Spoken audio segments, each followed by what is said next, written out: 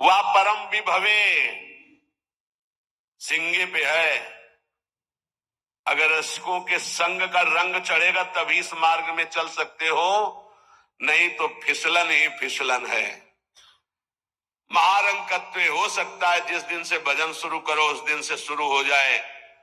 तुम्हारा पाप का संयोग जो पूर्व जमा हुआ है, क्योंकि नष्ट होकर अब तुम्हें भगवत प्राप्ति करानी है। कल एक साधक भारी रोग से ग्रसित, और वो बोला कि हमें लगता है कोई वैष्णव अपराध बन गया। क्यों? नहीं, ये शरीर में। अरे बावरेपन में हम कह रहे शरीर रोग से ग्रसित है तो बुद्धि को तो स्वस्थ रख ले। बुद्धि रोगी हो गई तो शरीर स्वस्थ होने पर भी महान नरक जैसा उसको दिन और रात व्यतीत होता है, नारकी भोगों का चिंतन करते हुए। कोई अपराध तब बनता है जब अहंकार होता है, ध्यान रखना। और तुम जो सब शरणागत हो, रोज ऐसा मंजना लगता है कि तुम्हारे अहंकार चढ़ पाएगा।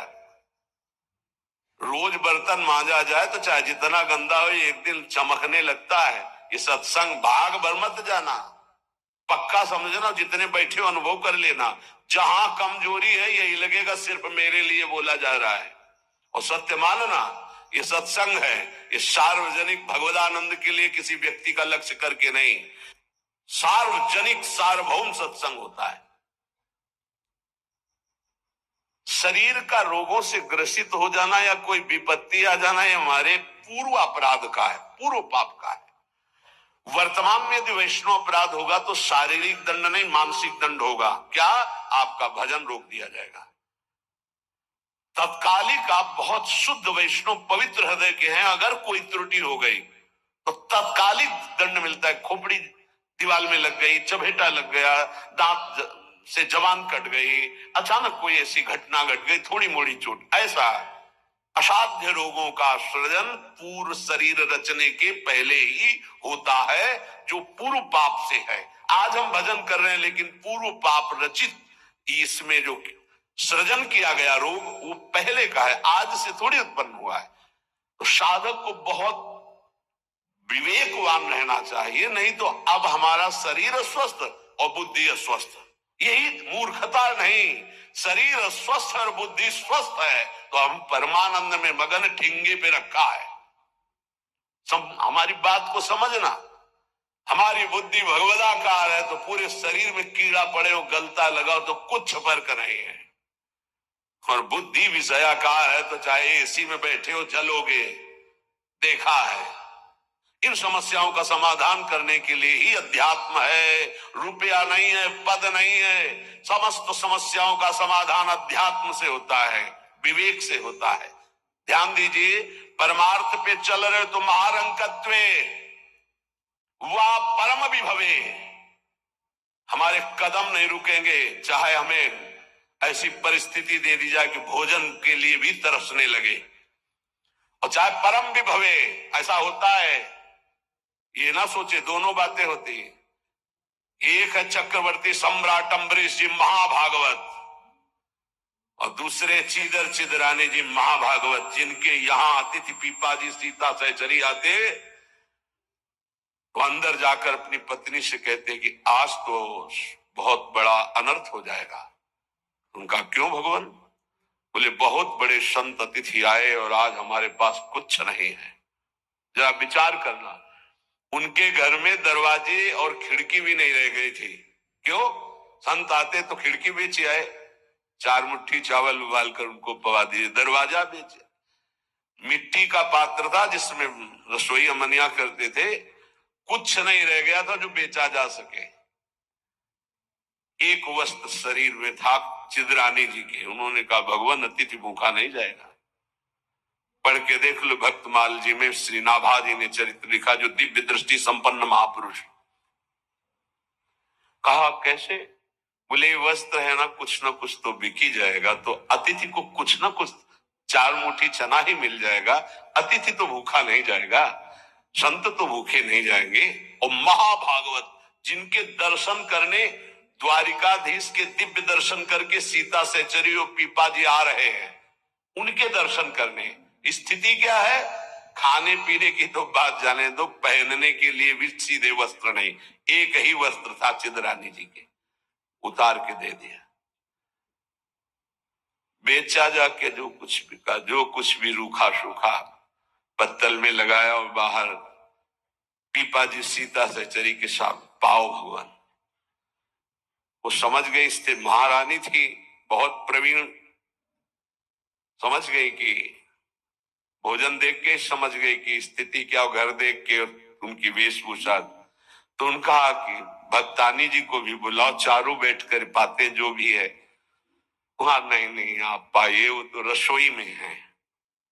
उनका फिर क्या होता, मैं रसोई से लिवा लाती हूँ। उनको अगर पीपा जी कहते तो शायद श्रीधर जी कहते कि आप रुक जाओ, लेकिन सीता सहचरी जी तो सीधे रसोई में गई तो दिगंबर बैठी थी, समझ गए देखते। अंदर घर का हाल देखकर उनको आंसू आ गए, क्योंकि महारानी रह चुकी है, वो स्वयं तो परम वैराग्य से रहती थी, टाट लगा के। महारानी होते हुए भी टाट लगा करके भगवान की भक्ति में। सीता सहचरी जी बहुत ही ज्ञान संपन्न देवी, देखते ही उनको समझ में आ गया कि वो अकिंचनता की हद है इनके घर में, खाने के लिए दाना नहीं, कहीं कुछ नहीं। और तो उन्होंने कहा, देवी तुम निर्वस्त्र कैसे बैठी हो? था उन्होंने कहा, अरे हमने सुना था आप द्वारिकाधीश के दर्शन करके आ रही, तो जब मिलेंगी तो रूप माधुरी का वर्णन करेंगी प्रभु की। क्या इस नासवान शरीर की चर्चा चला दी? जब पैदा हुआ था तो आभूषण और वस्त्र पहन के थोड़ी हुआ था, दिगंबरे हुआ था, और जब जाएगा तो जला दिया जाएगा। बीच में अगर दिगंबर है तो क्या फर्क पड़ता है? बाहर आई और पीपा जी से कहा, इनकी निष्ठा के आगे हम लोग कुछ नहीं है। उनको था कि राज सुखों का त्याग करके कष्ट पूर्वक भगवान का भजन करते हैं, ये अद्वितीय रहनी है। पर उन्होंने कहा जो चीदर चिदरानी जी की रहनी, उसके सामने हम कुछ नहीं है। पूरी स्थिति बताई तो पीपा जी कांप गए। ऐसी स्थिति देखो, महारंकत्वे अम्बरीश जी चक्रवर्ती सम्राट परम विभवे, ये भक्तों में दोनों स्थितियां पाई जाती। इन स्थितियों से भक्ति का कोई संबंध नहीं, ये पूर्ण पुण्य का संयोग बनता है तो वैभव संपन्न है। एक अकिंचन भाव से रह रहा है, नहीं है उसके पास, तो भक्ति से तुलना नहीं की जा सकती। इसकी भक्ति कमजोर है, इसके पास वैभव नहीं, उसकी भक्ति बहुत जोर है क्योंकि उसके पास वैभव नहीं। महारंकत्वे व परम विभवे, भक्ति से इसकी तुलना न की जाए कि उनकी भक्ति जोर की है, खूब सुख संपन्न है, और उनकी भक्ति रंग नहीं ला रही। देखो खाने पीने की भी व्यवस्था नहीं, भक्ति का रंग अलग होता है। देखो चीदर चिदरानी जी और देखो अम्बरीश जी, दोनों महाभागवत, एक चक्रवर्ती सम्राट और एक खाने को भी नहीं, दोनों महाभागवत। ऐसे ही आप जब भक्ति के मार्ग में उतरे तो महारंकत्व हो सकता है, ऐसी परिस्थिति आ सकती है, हिम्मत मत हारिए। ये जरूर ध्यान रखिए कि अखिल विश्व ब्रह्मांड की रचना एक पलक झपकते जिस मालिक ने की उसका मैं दास हूं। किसी ठसक में नरसिंह मेहता जी का भात द्वारिकाधीश ने स्वयं भरा और सब जानते हैं सोने चांदी की वर्षा करवा दी। उनके लिए कोई दुर्लभ बात है क्या? वाह बहुतरे सुखे व दुखे, भक्ति मार्ग में चल रहे तो हो सकता है सुख विधान चालू हो जाए, हो सकता है दुख विधान चालू हो जाए। ये बीमारी, ये परेशानी, बहुत इसमें हिम्मती चाहिए और सत्संगी चाहिए, तभी आप निकल पाओगे, नहीं तो फिसल जाओगे पक्का। ये मार्ग परम पद का है, 84 लाख योनियों से मुक्त होना खिलवाड़ नहीं है। इस जेल से भागने के लिए कोई भी दरवाजा नहीं, एकमात्र मनुष्य देह, और मनुष्य देह सत्संग के द्वारा इससे निकल सकते हो, अन्यथा कोई उपाय नहीं। साधन को हरिभजन है, कै सत्संग सहाय, सुखेवा दुखेवा, बहुत हिम्मत। भारी से भारी सुख का विधान मिल सकता है, नाम मत छोड़ना, भजन मत छोड़ना कि हमारी पूर्ति हो गई, जो चाह मिल गया, फिर भी फंस जाओगे। और दुखेवा, अरे जब से भजन शुरू किया बड़ा दुख आना शुरू हो गया, नहीं। ये मार्ग की सुख दुख वृत्तियां, इनमें अपने परमार्थ को मत रोक देना, आगे बढ़ो। एक आगे ऐसा स्थान है, जो सुख दुख दोनों से परे महान परमानंद स्वरूप है। ये छोटी छोटी वाटिकाएं हैं, कहीं सुख की कहीं दुख की, भ्रमित मत होना।